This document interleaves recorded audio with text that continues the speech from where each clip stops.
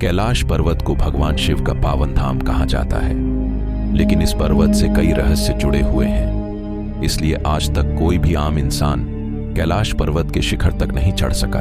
तिब्बत में स्थित कैलाश पर्वत या कैलाश का उल्लेख हिंदू धर्म के कई ग्रंथों में मिलता है। शिव पुराण, स्कंद पुराण, मत्स्य पुराण आदि में कैलाश खंड नाम से अलग अध्याय भी है। इसमें कैलाश पर्वत की महिमा और चमत्कारों के बारे में बताया गया है। कैलाश पर्वत को भगवान शिव का निवास स्थान माना गया है।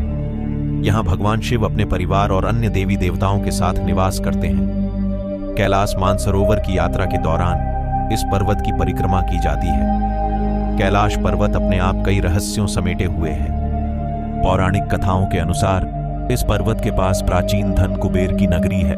मान्यता तो यह भी है कि जो व्यक्ति अपने जीवन काल में अच्छे और पुण्य कर्मों को करता है, मृत्यु के बाद उसकी आत्मा को कैलाश पर्वत पर स्थान प्राप्त होता है।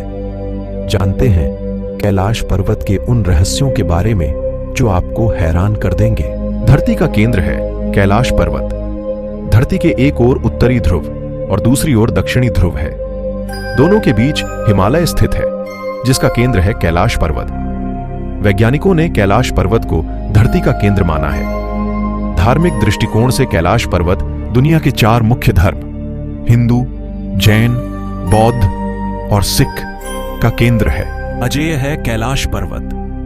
कैलाश पर्वत की ऊंचाई लगभग 6700 मीटर है, जो कि दुनिया के सबसे ऊंचे पर्वत माउंट एवरेस्ट से लगभग 2000 कम है। माउंट एवरेस्ट पर कई लोग चढ़ाई कर चुके हैं, लेकिन ऊंचाई में इससे कम होने के बावजूद भी कैलाश पर्वत के शिखर पर अब तक कोई भी नहीं चढ़ पाया है और यह आज भी अजेय है। पर्वत के शिखर पर कोई नहीं चढ़ सका।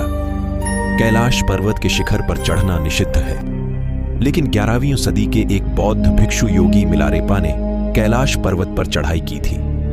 इस पर्वत के शिखर पर पहुंचकर वापस आने वाले वह पहले इंसान थे। हालांकि पर्वत के शिखर पर चढ़कर वापस आने के बाद मिलारेपा ने कुछ भी नहीं कहा। इस कारण आज भी यह रहस्य बना हुआ है। कैलाश पर्वत से सभी नदियों का उद्गम। कैलाश पर्वत की 4 दिशाओं से 4 नदियों ब्रह्मपुत्र, सिंधु, सतलज और करनाली का उद्गम हुआ है। इन नदियों से ही गंगा, सरस्वती समेत अन्य नदियां निकली हैं। कैलाश के चारों दिशाओं में विभिन्न जानवरों के मुख हैं, जिसमें से नदियों का उद्गम होता है। इसके पूर्व में अश्वमुख है, पश्चिम में हाथी का मुख, उत्तर में सिंह का मुख और दक्षिण में मोर का मुख है। गूंजती है डमरू और एयूएम की आवाज। कहा जाता है कि कैलाश पर्वत या मानसरोवर झील के नजदीक जाने पर लोगों को निरंतर एक ध्वनि सुनाई पड़ती है। इस ध्वनि को ध्यान से सुनने में डमरू या एयूएम की तरह सुनाई देती है। हालांकि वैज्ञानिकों का कहना कि यह आवाज बर्फ के पिघलने से भी हो सकती है।